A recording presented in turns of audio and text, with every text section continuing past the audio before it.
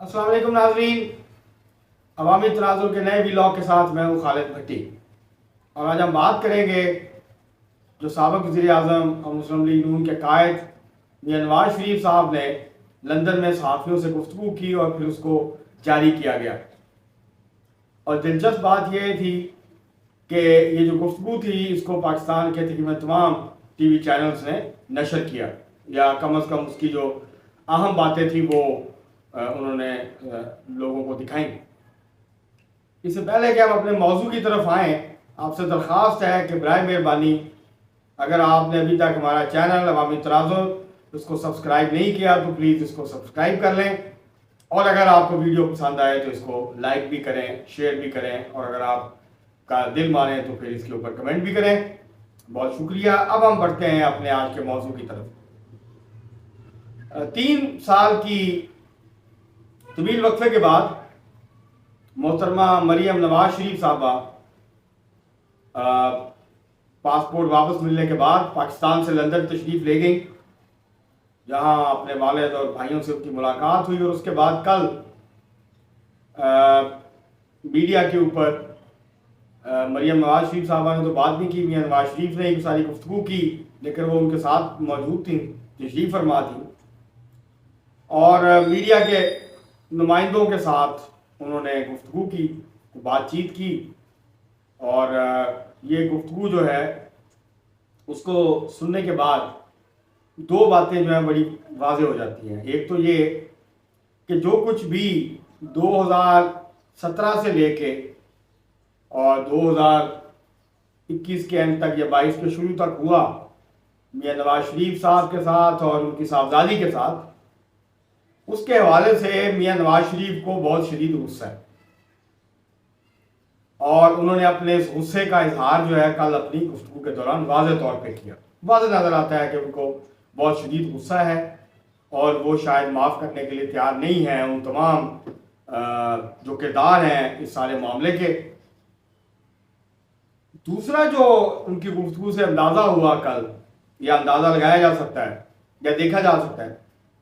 वो ये था कि उन्होंने अपना सारा जो गुस्सा था और तोपों का जो रुख था वो अदलिया की तरफ रखा। वो एस्टैब्लिशमेंट की तरफ नहीं आए उस तरह से, ना उन्होंने एस्टैब्लिशमेंट के किसी बड़े अहदेदार का नाम लिया, या एस्टैब्लिशमेंट के उन किरदारों को जिनको कि वो ज़िम्मेदार समझते हैं अपने गुज़श्ता 4-5 साल की तमाम मुश्किलात के लिए के हवाले से, उनमें से किसी का नाम नहीं लिया। और ना ही उन्होंने वाज़ेह तौर पे अपनी तोपों का जो रुख था वो एस्टैब्लिशमेंट की तरफ किया। तो उनका जो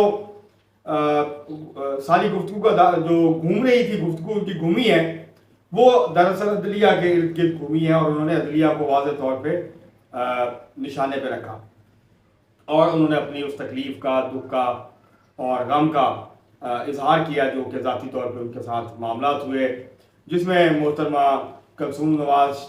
साहबा की बीमारी और फिर उनकी वफ़ात, उसके बाद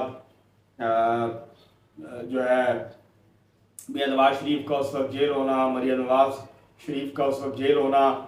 और फिर वो जो सारे मामला थे उन्होंने बताया कि किस तरह उनको फ़ोन पे बात नहीं करवाई गई और फिर किस तरह से इतला दी गई, और वो सारे मामला जो कि ज़ाहिर है उनका ज़ाती दुख है, गम है, इस हवाले से उसका उन्होंने इजहार किया। और उन्होंने जो चीफ जस्टिस ऑफ पाकिस्तान जनाब उमर अतिया बंदियाल साहब ने कुछ दिन पहले केस की समाअत के दौरान कहा, जो गालिबन फैसल वाउडा की अपील है तायाद नाहली के ख़िलाफ़, उसके हवाले से केस की समाअत करते हुए जो रिमार्क्स दिए उसके ऊपर भी मियां नवाज शरीफ ने इज़हार ख्याल किया, और ये कहा कि जी ये ड्रैकोनियन लॉ नहीं है, बल्कि ये ड्रैकोनियन फैसला है सुप्रीम कोर्ट का उनको नाअहल करने का, और फिर जो कुछ बाकी के मामला हुए। और ज़ाहिर है वो फैसला जो है जो 62(1)(f) के तहत तायाद नाहली का फैसला है, इसके ऑथर खुद जनाब मौजूदा चीफ जस्टिस इज़्ज़त माब जनाब उमर अतिया बंदियाल साहब हैं, और ये फैसला इन्होंने तहरीर फरमाया था। और अब वो फैसल वाउडा के केस में कह रहे हैं कि ये तो बड़ा ड्रैकोनियन कानून है और किसी को तायाद नाअहल कर देना जो है वो कोई आसान काम तो नहीं है। लेकिन नवाज शरीफ साहब ने शिकवा किया कि उनको अपने बेटे से जो तनख्वाह उनकी बनती थी वो नहीं ली, उसकी बुनियाद पर नाअहल कर दिया। तो ये इसको उन्होंने कहा कि ये ड्रैकोनियन फैसला था, اس کے حوالے سے انہوں نے کل بات کی. تو یہ لگتا ہے کل کی جو گفتگو تھی ان کی، اس سے یہ واضح تاثر ملتا ہے کہ مسلم لیگ نون جو بیانیہ بنائے گی الیکشن کے لیے، اس میں وہ عدلیہ کو نشانے پہ رکھے گی. وہ اسٹیبلشمنٹ کو کم نشانے پہ رکھے گی، اسٹیبلشمنٹ کے شاید ایک دو لوگوں کے اوپر وہ کو ہدف کا نشانہ بنائیں،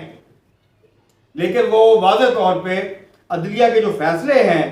مسلم لیگ نون کی قیادت کے حوالے سے اور پھر اوور آل بھی، اس کو مسلم لیگ نون اپنے بیانیے کا حصہ بنائے گی. اور دوسرا جو بیانیہ جو لگتا ہے کل کی گفتگو سے میاں نواز شریف کی، وہ یہ ہے کہ ان کی جو کارکردگی تھی 2013 سے 2017 تک، جب الیکشن مہم شروع ہوگی تو مسلم لیگ نون کی جو قیادت ہے وہ اس کو جو ہے اپنے بیانیے کا بڑا حصہ بنائے گی، اور وہ کمپیریزن کریں گے کہ 2017 میں میاں نواز شریف نے کس قسم کا پاکستان چھوڑا تھا، اس وقت پاکستان میں مہنگائی کی صورتحال کیا تھی، بے روزگاری کی صورتحال کیا تھی، ملک کی معیشت کس طرف جا رہی تھی، پاکستان ڈالر کے مقابلے میں پاکستانی روپے کی قدر کیا تھی، اور اوور آل جو معیشت کی صورتحال تھی وہ کیا تھی. اور پھر 2017 کے بعد سے لے کے اور اب تک جب تک الیکشن ہوں گے تب تک جو کچھ ہوا ہے اس کی ذمہ دار جو ہے وہ عمران خان کی حکومت ہے، عدالتی فیصلے ہیں، اور اس میں کچھ جو اسٹیبلشمنٹ کی مداخلت تھی وہ ہے. تو یہ لگتا ہے کہ مسلم لیگ نون اب اس بیانیے کو آگے بڑھائے گی، اور وہ کیونکہ عمران خان صاحب جو ہیں وہ کوشش کریں گے کہ وہ اپنی کارکردگی پہ کم بات کریں اور جو موجودہ حکومت کی کارکردگی ہے اس کو نشانہ بنائیں، بین الاقوامی سازش اور جو کچھ ہوا ہے اب تک وہ اس کے حوالے سے جو ہے وہ اپنا بیانیہ الیکشن کے اندر لے کے جائیں گے. تو دوسری طرف یہ لگتا ہے کہ مسلم لیگ نون جو ہے اس کی جو قیادت ہے وہ واضح طور پہ الیکشن کے لیے جو بیانیہ بنائے گی اس میں 2013 سے 17 تک کی کارکردگی، اور پھر عمران خان کے دور میں جو معیشت کے ساتھ ہوا وہ، جو کچھ مسلم لیگ نون کے ساتھ ہوا وہ، اور جو احتساب کے نام پہ انتقام لیا گیا اس کو وہ اپنے اور اس کے اندر جو عدلیہ کا کردار تھا. تو یہ لگتا ہے کہ یہ مل جل کے اس طرح کا ایک بیانیہ جو ہے وہ مسلم لیگ نون کی قیادت جو ہے وہ عمران خان کے خلاف سامنے لے کے آئے گی. اگلے انتخابات میں اب دیکھنا ہوگا کہ کس حد تک لوگ اس بیانیے کو بائے کرتے ہیں، اس سے اتفاق کرتے ہیں، اس کی حمایت کرتے ہیں، یا وہ عمران خان کا جو بیانیہ ہے اس کے ساتھ جاتے ہیں. ایک اور بات جو اس کے اندر اور جو لندن کے صحافتی ذرائع ہیں وہ یہ دعویٰ کر رہے ہیں کہ اس میں یہ گفتگو اس سے لمبی تھی لیکن اس گفتگو کا ایک حصہ جو ہے اس کو ریلیز نہیں کیا گیا، اس کو کاٹ دیا گیا، اس کو روک لیا گیا ہے، اور وہ حصہ غالباً جو ہے وہ اسٹیبلشمنٹ کے حوالے سے تھا، اور نام لیا جا رہا ہے غالباً سابق DGI اور موجودہ corps commander Bahawalpur general Fayyaz Hamid کے حوالے سے، کہ شاید نواز شریف صاحب نے ان کا نام بھی لیا تھا اور ان کا جو کردار تھا اس کے حوالے سے انہوں نے گفتگو کی تھی. وہ حصہ ابھی اس کو انہوں نے ابھی میڈیا کو نشر نہیں کیا، اس پہ وہ انہوں نے جاری نہیں کیا، اور اس کی ایک وجہ تو یہ سمجھ میں آتی ہے کہ وہ یہ چاہتے ہیں کہ شاید آرمی چیف کی تعیناتی تک وہ اس معاملے کو نہ چھیڑیں، اور اس ایک حکمت عملی کے تحت جو ہے وہ فی الحال میاں نواز شریف کی جو گفتگو تھی اس کو روکا گیا ہے، اس کو میڈیا پہ جاری نہیں کیا گیا. لیکن یہ لگتا ہے کہ اگر پوری اسٹیبلشمنٹ نہیں تو اسٹیبلشمنٹ کے ایک حصے کو مسلم لیگ نون کی جو قیادت ہے اور میاں نواز شریف اور مریم نواز جو ہیں وہ اپنے اگلا جو الیکشن کا بیانیہ ہے اور اب سے الیکشن تک کا جو بیانیہ ہے اس کو وہ حصہ بنائیں گے. اور ایک اور بات جو ہے جو کہ واضح ہوئی میاں نواز شریف کی گفتگو سے وہ یہ کہ وہ مریم نواز شریف کو اب وہ کوئی بڑا سیاسی کردار جو ہے وہ دینا چاہتے ہیں. کیونکہ مریم نواز کا کیس ختم ہو گیا، ان کی سزا ختم ہو گئی، اب وہ الیکشن لڑنے کی اہل ہو گئی ہیں. اگر میاں نواز شریف کی نااہلی ختم نہ ہوئی الیکشن سے پہلے تو یہ لگتا ہے کہ پھر نواز شریف صاحب کمپین چلانے تو شاید پاکستان آئیں، لیکن کیونکہ الیکشن ہی لڑ سکیں گے تو پھر میاں مریم نواز کا جو کردار ہے وہ انتخابی سیاست کے حوالے سے مسلم لیگ نون کی اندرونی سیاست کے حوالے سے وہ بڑھ جائے گا. تو یہ اوور آل تھا، اور ان کی گفتگو سے یہ واضح ہو گیا ہے کہ مسلم لیگ نون عدلیہ مخالف ایک بیانیہ لے کے آئے گی. میاں نواز شریف کے دور کی جو 13 سے 17 تک کی کارکردگی تھی اس کو مسلم لیگ نون جو ہے اپنے بیانیے کا حصہ بنائے گی، اور اس کے ارد گرد جو ہے وہ پورا ایک جو ہے وہ بیانیہ بنا کے اس کو وہ انتخابی مہم جو ہے اس کے اندر لے کے جائیں گے. آج کے لیے اتنا ہی، بہت شکریہ.